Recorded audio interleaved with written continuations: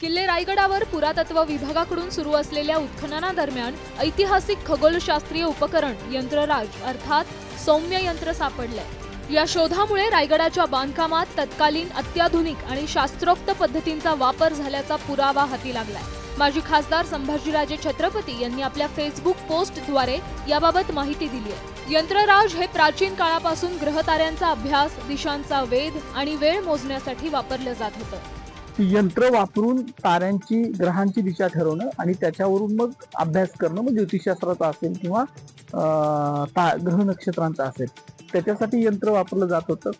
रायगड किल्ल्यावरच्या उत्खननामध्ये अशा पद्धतीचं यंत्र इतक्या शतकानंतर ते सापडलेलं आहे, तर त्याचं योग्य जतन संवर्धन झालं पाहिजे। रायगडाच्या बांधकामादरम्यान खगोलशास्त्रीय गणनांसाठी या यंत्राचा वापर झाला असण्याची शक्यता संशोधकांनी व्यक्त केली आहे।